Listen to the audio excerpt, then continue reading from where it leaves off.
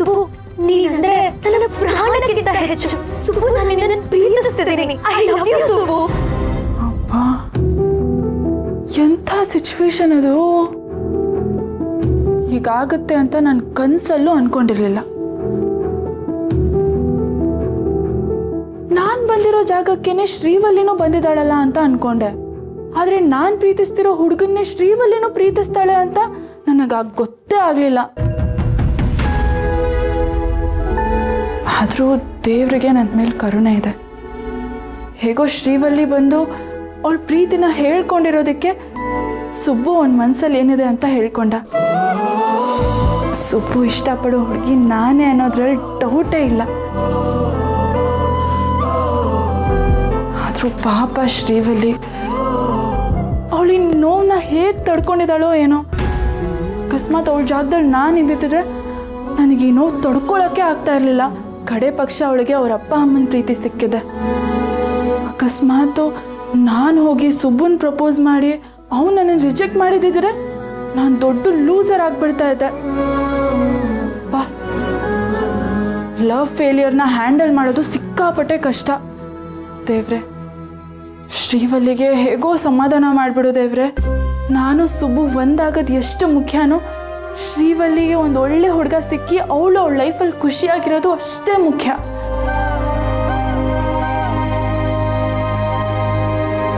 ಅವಳು ನನ್ನ ಪಾಲ್ಗೆ ದೇವತೆ. ಅವಳಿಲ್ದಿರ ನನ್ನ ಜಗತ್ತೇ ಇಲ್ಲ. ಅವಳಿಗೋಸ್ಕರ ನನ್ನ ಹೃದಯದಲ್ಲಿ ಒಂದು ಗೂಡು ಕಟ್ಕೊಂಡಿದ್ದೀನಿ. ಆ ಗೂಡಲ್ಲಿ ಅವಳ ಪ್ರೀತಿಯಿಂದ ಸಾಕ್ತಾ ಇದ್ದೀನಿ. ನನ್ನ ಬದುಕನ್ನೇ ಬದಲಾಯಿಸಿ ಹುಡುಗಿ ಅವಳು ನನ್ನ ಜೀವನಕ್ಕೆ ಬಂದಮೇಲೆ ನನ್ನ ಜೀವನದಲ್ಲಿ ಸುಖ, ಸಂತೋಷ, ನೆಮ್ಮದಿ ಎಲ್ಲ ಸಿಕ್ಕಿತ್ತು. ಸುಬ್ಬು ಮನ್ಸಲ್ಲಿ ನಾನಿದ್ದೀನಿ ಅನ್ನೋದೇನೋ ಗೊತ್ತಾಯ್ತು. ಆದರೆ ಅವ್ನು ಯಾಕಿನ್ನೂ ನನಗೆ ಪ್ರಪೋಸ್ ಮಾಡಲಿಲ್ಲ? ನಾನೇನೋ ಹುಡುಗಿ, ನಾಚಿಕೆ ಇರುತ್ತೆ, ಮುಜುಗರ ಇರುತ್ತೆ, ಭಯ ಇರುತ್ತೆ. ಆದರೆ ಅವನು ಹುಡುಗ ತಾನೆ, ಧೈರ್ಯವಾಗಿ ಬಂದು ಪ್ರಪೋಸ್ ಮಾಡ್ಬೋದು ತಾನೆ. ನಾನೇನಾದರೂ ಅನ್ಕೋತೀನಿ ಅನ್ನೋ ಭಯ ಏನಾದರೂ ಇದೆಯಾ ಅವನಿಗೆ? ಇರಲಿ, ಇಷ್ಟು ದಿನಾನೇ ಕಾದಿದ್ದೀನಿ. ಇನ್ನೊಂದು ಸ್ವಲ್ಪ ದಿನ ಅವನಾಗ ಅವನು ಬಂದು ಅವನ ಪ್ರೀತಿನ ಯಾವಾಗ ಹೇಳ್ಕೊತಾನೋ ನಾನು ನೋಡ್ತೀನಿ.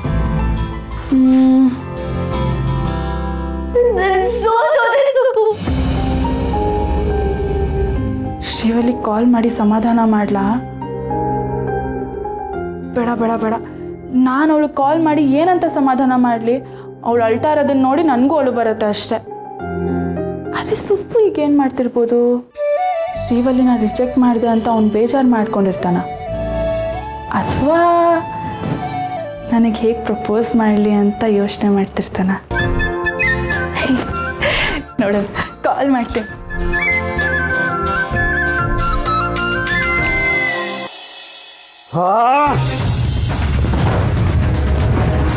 ಮಾಡಿ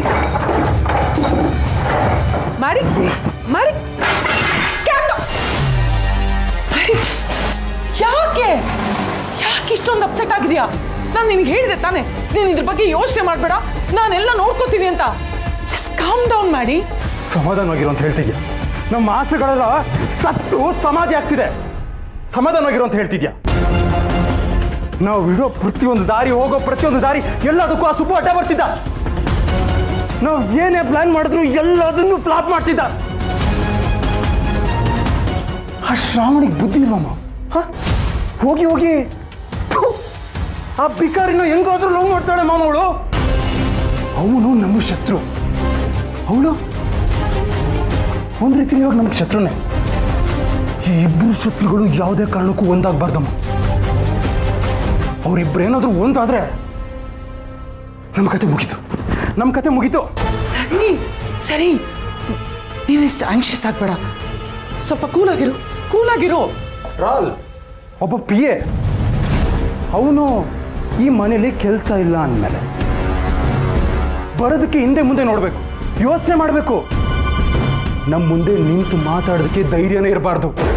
ಅಂಥವನು ರಾಜ್ಯದ ಎಜುಕೇಷನ್ ಮಿನಿಸ್ಟ್ರು ಆಗಿರೋ ನಮ್ಮ ಮಾವ ಅವನ ಕಾಲು ತೊಳೆದು ಕನ್ಯಾದಾನ ಮಾಡ್ತಾರೆ. ಇದನ್ನೆಲ್ಲ ನೆನೆಸ್ಕೊಂಡ್ರೆ ನನ್ನ ತಲೆ ಸಿಡ್ದೋಗ್ತಿದೆ ಮಾಮ್. ಏನು ಮಾಡಲಿ ಹೇಳು? ಆ ಶ್ರಾವಣಿ ನೋಡಿದ್ರೆ ಆ ಸುಬ್ಬುನೇ ಲವ್ ಮಾಡ್ತಿದ್ದಾಳೆ. ಇವರಿಬ್ರು ಒಂದಾಗಬಾರ್ದು. ಒಂದಾದ್ರೆ ಏನು ಮಾಡಲಿ? ಯಾಕೆ ಇಷ್ಟೊಂದು ಎಕ್ಸೈಟ್ ಆಗ್ತಿದ್ಯಾ?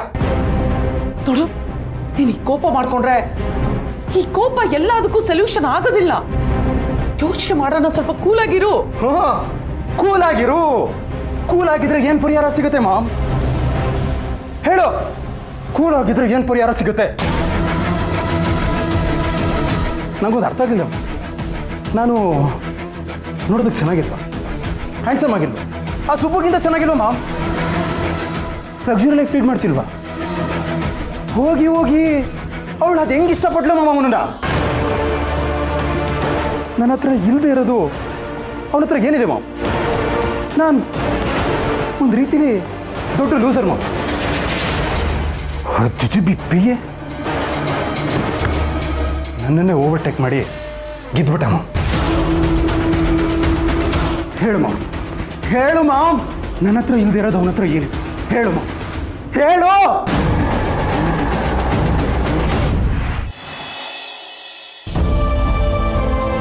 ಸುಬ್ಬು, ನಾನು ಪ್ರೀತಿಸ್ತಿದ್ದೀನಿ. I love you Subbu. ಮದುವೆ ಅಂತಾದ್ರೆ ಅದು ನಿನ್ನನ್ನೇ ಸುಬ್ಬು. ನನ್ನ ಆಸೆ ನಿರಾಸೆ ಆಗೋಯ್ತು. ನನ್ನ ಬದುಕೆ ಒಳ್ಳೆ ಭೂಮಿ ತರ ಆಗೋಗಿದೆ. ಸೋತೋದೆ ಸುಬ್ಬು. ಈ ಶ್ರೀವಲ್ಲಿ ತಮಾಷೆಗೋ ಹುಡುಗಾಟಕ್ಕೋ ಹೀಗೆಲ್ಲ ಆಡ್ತಿದ್ದಾಳೆ ಅನ್ಕೊಂಡೆ. ನೋಡಿದ್ರೆ ತಲೆಯಲ್ಲಿ ಏನೇನೋ ತುಂಬಿಕೊಂಡು ಮನ್ಸು ಹಾಳು ಮಾಡ್ಕೊಂಡು ಬಂದು ಪ್ರಪೋಸೇ ಮಾಡಿಬಿಟ್ಲಲ್ಲ. ಯಪ್ಪ, ಅವಳ ಮಾತೆಲ್ಲ ಕೇಳಿ ನನ್ನ ಮೈಯೆಲ್ಲ ಒಂದ್ಸರಿ ನಡ್ಗೋಯ್ತು. ಆದರೂ ನಮ್ಮಂಥ ಹುಡುಗರ ಪ್ರಾಬ್ಲಮ್ಮೇ ಇದು. ಈ ಕಡೆ ಪ್ರಾಕ್ಟಿಕಲ್ ಆಗೂ ಇರೋಕ್ಕಾಗಲ್ಲ, ಈ ಕಡೆ ಎಮೋಷ್ನಲ್ ಆಗೂ ಇರೋಕ್ಕಾಗಲ್ಲ. ಅವಳು ಅಳ್ತಾ ಇರೋದು ನೋಡಿದ್ರೆ ನನಗೆ ಅಯ್ಯೋ ಅನ್ನಿಸ್ತಾ ಇತ್ತು. ಇಲ್ಲ ಅಂತ ಹೇಗಪ್ಪ ಹೇಳಲಿ ಅನ್ನಿಸ್ತಾ ಇತ್ತು. ಹಾಗಂತ ಮನಸ್ಸಲ್ಲೇ ಇಲ್ದಿರೋ ಪ್ರೀತಿನ ಇದೆ ಅಂತ ಹೇಳೋಕ್ಕಾಗುತ್ತಾ? ನಾನಿವಾಗ ಪ್ರೀತಿ ಪ್ರೇಮ ಅಂತ ಟೈಮ್ ವೇಸ್ಟ್ ಮಾಡ್ಕೊಂಡು ಕೂರೋಕ್ಕಾಗುತ್ತಾ? ನಾನೇನೋ ಶ್ರೀವಲ್ಲಿಗೆ ಇಲ್ಲ ಅಂತ ಹೇಳಿಬಿಟ್ಟೆ. ಆದರೆ ಏನು ಮಾಡಲಿ, ವರನ್ ಮದುವೆ ಬೇರೆ ಹತ್ರ ಬರ್ತಾ ಇದೆ. ಅವಳು ಸೊಸೆಯಾಗಿ ಹೋಗ್ತಿರೋದು ಅದೇ ಮನೆಗೆ.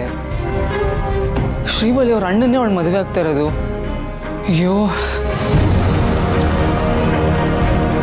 ನಾನು ಇಂಥ ಟೈಮಲ್ಲಿ ರಿಜೆಕ್ಟ್ ಮಾಡಿರೋದು ವರನ್ ಮದುವೆಗೇನೂ ತೊಂದರೆ ಆಗಲ್ಲ ಅಲ್ವಾ?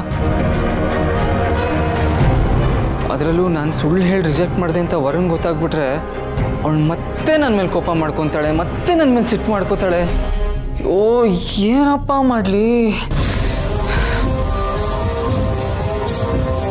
ಆದರೂ ನನಗೆ ಬೇರೆ ದಾರಿ ಏನಿತ್ತು? ಅವಳ ಬಗ್ಗೆ ನನ್ನ ಮನಸ್ಸಲ್ಲಿ ಆ ಥರ ಭಾವನೆಗಳೇ ಬಂದಿಲ್ಲ. ಆ ಥರ ಹಾಗಿದ್ದಾಗ ಇಲ್ಲ ಅಂತ ತಾನೇ ಹೇಳಬೇಕು.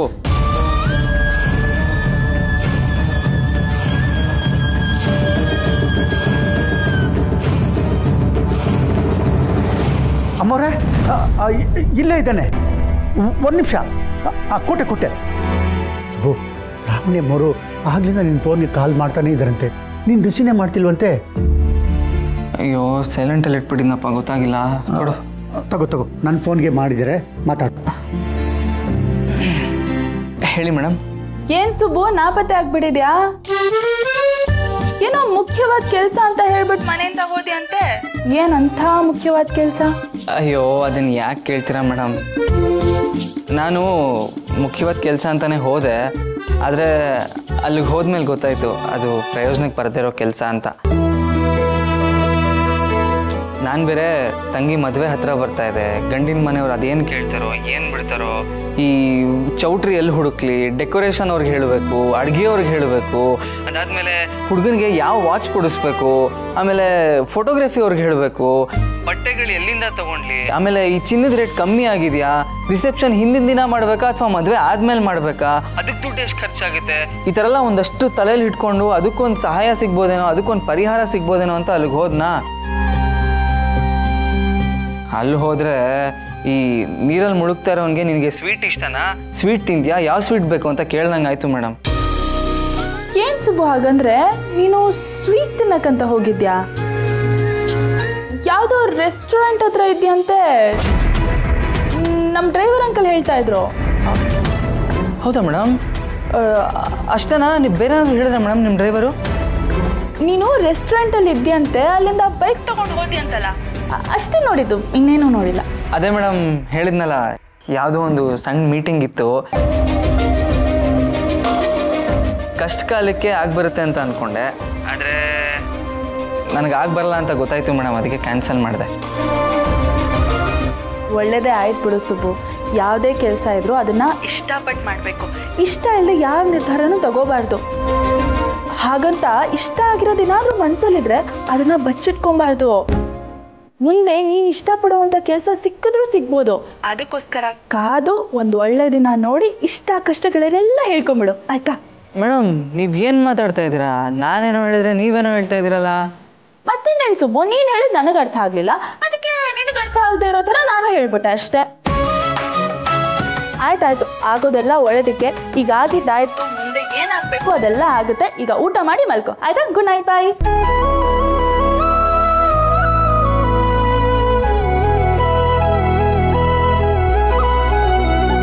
ಅದೇನು ಹೇಳಿದ್ರು ಅರ್ಥನೇ ಆಗಲಿಲ್ಲ. ತಗೊಳಪ್ಪ. ಯಾವುದದು ಕೆಲಸ? ಇಷ್ಟಪಟ್ಟು ಮಾಡಬೇಕು, ಕಷ್ಟಪಟ್ಟು ಮಾಡಬೇಕು ಅಂತ ಏನೇನೋ ಒಗಟಾಗಿ ಮಾತಾಡ್ತಿದ್ದೆ. ಯಾವುದದು ಕೆಲಸ? ಅದು ಮೇಡಮು ಯಾವುದೋ ಒಂದು ಕೆಲಸ ಹೇಳಿದ್ರು, ಅದು ನನಗೆ ಕಷ್ಟ ಆದರೂ ಇಷ್ಟಪಟ್ಟು ಮಾಡ್ತೀನಿ ಅಂತ ಹೇಳ್ತಾ ಇದ್ದೆ ಅಷ್ಟಪ್ಪ, ಇನ್ನೇನಿಲ್ಲ. ಹಾಗೆ ಹೇಳ್ತೀಯಾ? ನನಗೆ ಹಾಗೆ ಕೇಳಿಸ್ಲಿಲ್ವೇ? ಬರ್ತಾ ಬರ್ತಾ ನಿನ್ನ ಗಮನ ಯಾವ್ಯಾವ ಕಡೆನೋ ಇರುತ್ತೆ ಕಣೋ. ಈಗ ನಿಮ್ಮಮ್ಮ ಊಟಕ್ಕೆ ಕರೆದ್ಲು, ಕೇಳಿಸ್ತಾ ನಿನಗೆ? ಅಯ್ಯೋ ಹೌದೇನಪ್ಪ, ಕೇಳಿಸ್ಲೇ ಇಲ್ಲ ನನಗೆ. ನನಗೆ ಕೇಳಿಸ್ತಲ್ಲ ಮಗನೇ. ಬಾ ಊಟ ಮಾಡಕ್ಕೆ ಹೋಗೋಣ.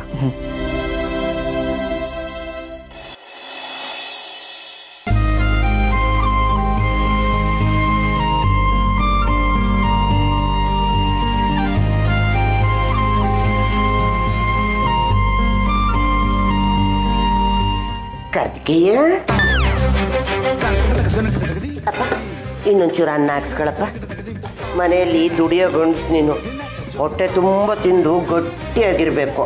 ಅದೇನೋ ಹೇಳ್ತಾರಲ್ಲೋ, ಕಲ್ಲು ತಿಂದು ಕರಗಿಸ್ಕೋಬೇಕು ಅಂತ. ವಿಶಾಲ, ಸ್ವಲ್ಪ ತುಪ್ಪ ಇದ್ರೆ ಕಡೆ. ತುಪ್ಪ ನೆನ್ನೆನೆ ಆಗೋಯ್ತು, ಇದ್ದಿದ್ದನ್ನು ನೀವೇ ತಗೊಂಡೋಗಿ ರೂಮಲ್ಲಿ ಇಟ್ಕೊಂಡ್ರಲ್ಲ. ಅದು ಬೇಕಾ ಇವಾಗ? ತುಪ್ಪ ಇಲ್ಲ ಅಂದರೆ ಉಪ್ಪಾಕು, ಗಟ್ಟಿ ಮೊಸರು ಹಾಕು. ಹೋಗಿ ಹೋಗಿ ನಿನ್ನ ಕೇಳ್ತೀನಲ್ಲ ನಾನು. ನಿನ್ನ ಸಾಕು ಕಂತ, ಮತ್ತೆ ನಾನು ತಿಂತಾ ಇದ್ನಲ್ಲ. ನೀನು ಸುಮ್ಮನೆ ಇರಪ್ಪ. ನೀನು ತಗೊಳಪ್ಪ. ನಾನು ತಿಂತೀನಿ ಕಂತ. ಮತ್ತೆ ನೋಡಪ್ಪ, ನನ್ನ ಮಗ ಈ ಮನೆ ಅಳಿಯ, ಅವನು ಈ ಮನೆ ಮಗ ಅನ್ನಿಸ್ಕೊಳ್ಳೋದಾದ್ರೆ ಈ ಮನೆ ಮಗ ನನಗೆ ಮಗ ಆಗಲ್ವಪ್ಪ?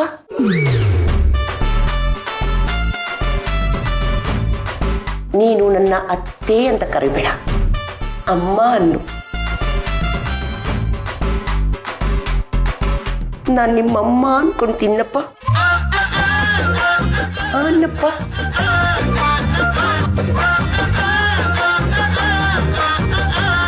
ಈ ಬೀಗ್ತಿ ಅಮ್ಮ ಶ್ರಾವಣಿ ಅಮ್ಮನ ಬಗ್ಗೆ ಮಾತಾಡ್ದಾಗಲೇ ನನಗೆ ಡೌಟ್ ಬಂತು. ಈಗ ನನ್ನ ಮಗನಿಗೆ ಬೆಣ್ಣೆ ಹಚ್ಚಿ ಅವನ ತಲೆನ ಕೆಡಿಸ್ತಾ ಇದ್ದಾಳೆ. ಇವಳು ಹೀಗೆ ಬಿಟ್ಟರೆ ನನ್ನ ಮಗನ ತಲೆಯಲ್ಲಿ ಇಲ್ಲದೆ ಇರೋದನ್ನೆಲ್ಲ ತುಂಬಿ ಮನೆ ಮುರಿಯೋದಂತೂ ಗ್ಯಾರಂಟಿ.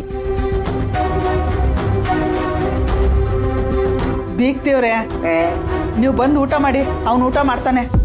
ಏನಾಯ್ತು ವಿಶಾಲು? ಇಂಥ ಮಗ ನಾನು ಹೊಟ್ಟೆಲಿ ಹುಟ್ಟಿಲ್ಲಲ್ಲ ಅಂತ ದಿನ ಇವ್ನು ನೋಡ್ದಾಗೆಲ್ಲ ಅನ್ಕೋತಿರ್ತೀನಿ. ಬಂಗಾರದಂಥ ಮಗ, ಅಪರಂಜಿ. ದೊಡ್ಡವರು ಏನೇ ಬೈದ್ರು, ಏನೇ ಹೇಳಿದ್ರು ನನ್ನ ಒಳ್ಳೇದಕ್ಕೆ ಅಂತ ತಿಳ್ಕೊಳ್ಳೋ ಅಂತ ಬಂಗಾರದ ಮನುಷ್ಯ, ರಾಜಕುಮಾರ. ದೊಡ್ಡವರು ಏನೇ ಹೇಳಿದ್ರು ಚಾಚೂ ತಪ್ಪದೆ ಪಾಲಿಸ್ತಾನೆ. ಯೋಚನೆ ಮಾಡ್ಬೇಡ ಸುಬ್ಬು.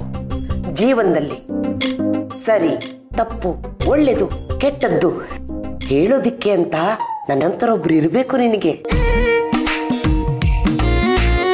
ತಗೊಳಪ್ಪ, ನನ್ನ ಮಾತು ಅಂದ್ರೆ ವೇದವಾಕ್ಯ ಅಂತ ತಿಳ್ಕೊತೀಯಲ್ಲ. ಕಾಂತಮ್ಮ ಏನೋ ಸ್ಕೆಚ್ ಆಗ್ತಿದ್ದಾಳಲ್ಲ. ಬೀಗ್ತಿಯವ್ರೆ, ನನ್ನ ಮಗ ಇರೋದೇ ಹಾಗೆ. ಅವನು ದೊಡ್ಡವ್ರ ಮಾತಿಗೆ ಬೆಲೆ ಕೊಡ್ತಾನೆ. ಅವನು ದೊಡ್ಡದಾಗಿ ಏನು ಯೋಚನೆ ಮಾಡಲ್ಲ. ದೊಡ್ಡವ್ರ ಮನೆ ಕೆಲ್ಸಕ್ಕೆ ಹೋಗ್ತಾನೆ, ಆದರೆ ಅವನ ಮನೆಯೇ ದೊಡ್ಡದಾಗಿರ್ಬೇಕು ಅಂತ ದುರಾಲೋಚನೆ ಎಲ್ಲ ಮಾಡಲ್ಲ. ಅವನು ಊಟ ಮಾಡ್ತಾನೆ, ನೀವು ಈ ಕಡೆ ಬಂದು ಊಟ ಮಾಡಿಸಿದ್ ಸಾಕು. ದೊಡ್ಡದಾಗೇನೋ ಕನಸು ಕಟ್ಕೊಂಡಿದ್ರೆ ಈ ವಿಶಾಲುನೇ ನನ್ನ ಕನಸಿಗೆ ಕುಲ್ಲು ಹಾಕಕ್ಕೆ ಬರ್ತಿದ್ದಾಳಲ್ಲ. ಇರಲಿ, ಯಾರೇ ಅಡ್ಡ ಬಂದರೂ ನಾನು ಅಂದ್ಕೊಂಡಿದ್ದನ್ನು ಸಾಧಿಸೋವರೆಗೂ ಬಿಡಲ್ಲ. ಏಕಾಂಗಿಯಾಗಿ ಹೋರಾಡ್ತೀನಿ. ಹೇಗಾದರೂ ಮಾಡಿ ಈ ಸುಬ್ಬುಗೆ ಆ ಶ್ರಾವಣಿನ ಗಂಟು ಹಾಕಲೇಬೇಕು. ಹಾಕ್ತೀನಿ. ಬೀಗ್ತೇವ್ರೆ, ಕೇಳಿಸ್ತಿಲ್ವಾ? ಬಂದು ಊಟ ಮಾಡಿ. ಆಯ್ತಿರವ, ಬರ್ತೀನಿ. ತಗೊಳಪ್ಪ ಕಾರ್ತಿಕೇಯ, ಊಟ ಮಾಡು. ಇದು ಚಮಚ.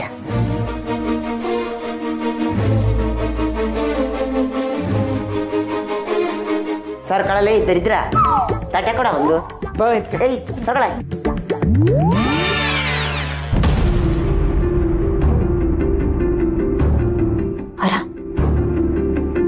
ಪ್ರಪೋಸ್ ಏನಾದರೂ ಮಾಡಿದ್ಲಂತೇನೆ. ದಿನ ಚೆನ್ನಾಗಿಲ್ಲ ಅಂದ್ರೂ ಹೋಗಿ ಪ್ರಪೋಸ್ ಮಾಡಿದಾಳೆ. ನಮ್ಮನ್ನ ಒಬ್ಬ ದಡ್ಡ ಆಗಲ್ಲ ಅಂತ ಅಂದಿದ್ದಾನೆ. ಬಂದಾಗಿಂದ ಅಳ್ತಾನೆ ಇದ್ದಾಳಂತೆ. ಬರ್ದ ಕಾಲ್ ಮಾಡಿದ್ದ, ಆಗ ಹೇಳ್ದ, ಅಯ್ಯೋ ದೇವರೇ, ಶ್ರೀವಲ್ಲಿ ಕಣ್ಣೀರು ಹಾಕಿದ್ರೆ ನಮಗೆ ಕಷ್ಟ ಕಣೆ. ಅಲ್ಲ, ಇಷ್ಟಕ್ಕೂ ಇವನ ಒಪ್ಕೊಳ್ಳಿರುವಂತೆ. ಹುಡುಗಿ ಅಷ್ಟು ಲಕ್ಷಣವಾಗಿದ್ದಾಳೆ. ನೀನು ಆ ಮನೆಗೆ ಸೊಸೆಯಾಗಿ ಹೋಗ್ತಾ ಇದೆಯಾ? ಅದಲ್ಲದೆ ನಾವಿರೋ ಈ ಮನೆಗೆ ಓನರ್ರೆ ಅವರು. ಇಷ್ಟು ವರ್ಷ ನಾವು ಕಟ್ಟಿದ ಬಾಡಿಗೆ ದುಡ್ಡೆಲ್ಲ ವರದಕ್ಷಿಣೆ ಥರ ಕೊಡ್ತಾ ಇದ್ರು. ಜೊತೆಗೆ ಈ ಮನೆನೂ ನಮ್ಮ ಹೆಸರು ಮಾಡ್ಕೋಬೋದಿತ್ತು. ಇಂಥ ಚಾನ್ಸು ಮತ್ತೆ ಸಿಗುತ್ತೇನೆ. ಇವನ್ ಜಾಗದಲ್ಲಿ ನಾನು ಇದ್ದಿದ್ರೆ ಇಷ್ಟೊತ್ತಿಗೆ ತಾಳಿ ಕಟ್ಟಿ ಕರ್ಕೊಂಡು ಬರ್ತಾ ಇದ್ದೆ. ಏನಾಗಿದೆ ನಿಮಗೆ? ಯಾಕೆ ಒಪ್ಕೊಳ್ಳಿ?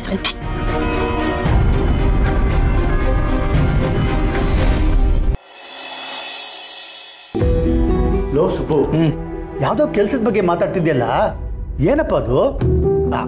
ಮದುವೆ ಕೆಲಸ ಏನಾದರೂ ಜಾಸ್ತಿ ಇದ್ರೆ ಹೇಳು, ನಾವು ಮಾಡ್ತೀವಿ. ಪರವಾಗಿಲ್ಲಪ್ಪ, ಮದುವೆ ಕೆಲಸಗಳೆಲ್ಲ ಸರಿಯಾಗಿ ಆಗ್ತಾ ಇದೆಯಲ್ಲ. ಮನೆಗೇನಾದರೂ ಬೇಕಂದ್ರೆ ಕೇಳಿ. ಕೇಳಕ್ಕೆ ಇನ್ನೇನಿದೆ, ಎಲ್ಲ ಮುಗ್ದೋಯ್ತಲ್ಲ. ಹಸ್ಕೊಂಡಿರೋನ್ಗೆ ಮೃಷ್ಟಾನ್ನ ಕೊಟ್ಟರು ಬೇಡ ಅನ್ನೋಷ್ಟು ಅಹಂಕಾರ. ಯಾರೇನ್ ಮಾಡಕ್ಕಾಗತ್ತೆ? ಅಕ್ಕ ಏನೇ ಆಯ್ತು? ಯಾಕೆ ಮಧ್ಯದಲ್ಲಿ ಊಟ ಬಿಟ್ಟು ಹೋಗ್ತಿದ್ಯಾ? ಅಯ್ಯದಡ್ಡಿ, ಅದು ಮೃಷ್ಟಾನ್ನ ಅಲ್ವೇ, ಮೊಸರನ್ನ. ಮೃಷ್ಟಾನ್ನ ಮುಂದೆ ಕಾಯ್ತೀನಿ. ಅಳಿಂದ್ರೆ, ನೀವೇನಾದರೂ ಜಗಳ ಗಿಗ್ಲ ಮಾಡ್ಕೊಂಡ್ರಾ? ಏನು ಮಾವ ಹೀಗೆ ಮಾತಾಡ್ತೀರಾ? ಬಡವ ನೀವು ಮಡಗ್ದಂಗಿರು ಅಂತ ನಾನು ಒಂದು ಮೂಲೆಯಲ್ಲಿ ಬಿದ್ದಿರ್ತೀನಿ. ಅವಳು ಏನಾರ ಕೆಲಸನ ಕಾಲಲ್ಲಿ ತೋರಿಸಿದ್ರೆ ನಾನು ತಲೆ ಮೇಲೆ ಹೊತ್ಕೊಂಡ್ ಮಾಡ್ತೀನಿ. ಅಂಥದ್ರಲ್ಲಿ ಜಗಳ ಎಲ್ಲಿ ಮಾವ? ಅದೇನೇ ಮಗಳೇ, ನಿನಗೆಲ್ಲ ಗೊತ್ತಿರೋದು ಬಿಡು.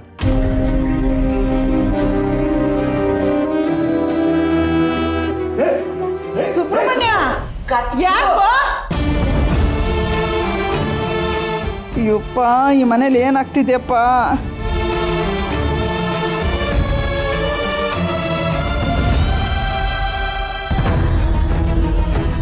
ಒಬ್ಬೊಬ್ಬರೇ ತಟ್ಟೆ ಬಿಟ್ಟು ಎದ್ದೋಗ್ತಿದಾರಲ್ಲ ವಿಶಾಲು ನಿಮ್ಮ ಮನೆಯಲ್ಲಿ. ಅಲ್ಲ, ನಮ್ಮ ಮನೆಯಲ್ಲಿ ನಾನು ಎದ್ದೋಗಲ್ಲಪ್ಪ, ತಿಂತೀನಿ.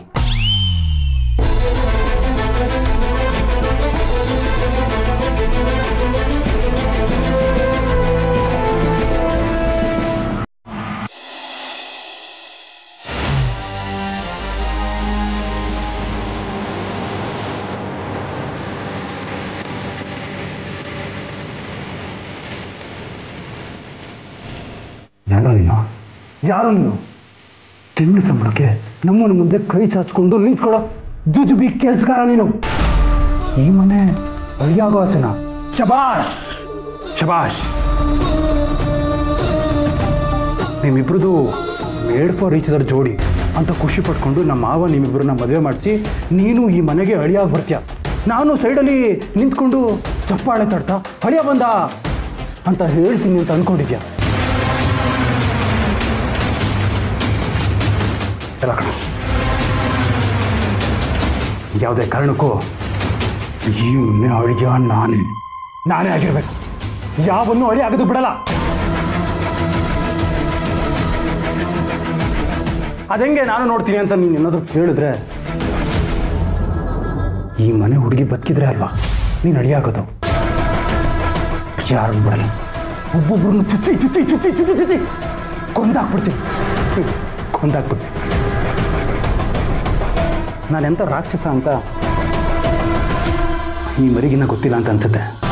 ಅಲ್ಲ ಕಣ, ಅವಳು ಅದು ಹೆಂಗೋ ನಿನ್ನ ಲವ್ ಮಾಡಿದ್ಲು. 3 ಹೊತ್ತು ಅವಳು ಹೇಳಿ ಕೆಲಸ ಮಾಡ್ತಿದ್ದೆ, ಚಾಚು ತಪ್ಪದೆ ಆನ್ ಟೈಮಾಗಿ ಕೆಲಸ ಬರ್ತಿದ್ದೆ. ಎಲ್ಲದಕ್ಕೂ ಮೇಡಮ್ ಮೇಡಮ್ ಶ್ರಾವಣಿ ಮೇಡಮ್ ಅಂತಿದ್ದೆ. ಅಷ್ಟಕ್ಕೆಲ್ಲ ಹೋಗ್ಬಿಡ್ತಾ. ಈ ಥರದೊಂದು ಮ್ಯಾಟ್ರ್ ಇದೆ ಅಂತ ಗೊತ್ತಾಗಿದ್ದಿದ್ರೆ 24 ಗಂಟೆ ನಾನು ಅವಳಿಂದ ಓಡಾಡ್ತಿದ್ದೆ. ಅವಾಗಲಾದ್ರೂ ಲವ್ ಮಾಡ್ತಿದ್ಲೋ ಏನೋ. ಏನೇನೆಲ್ಲ ಪ್ಲ್ಯಾನ್ ಮಾಡೋದು ಅವಳನ್ನ ಬಿಡಿಸ್ಕೋಬೇಕು ಅಂತ. ಯಾವುದೂ ವರ್ಕೌಟ್ ಆಗಲಿಲ್ಲ.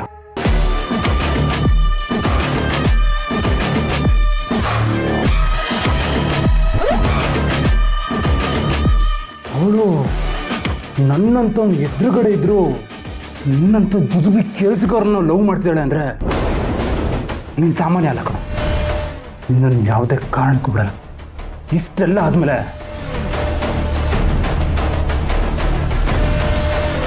ನೀನು ಬದುಕಿರಬಾರ್ದು.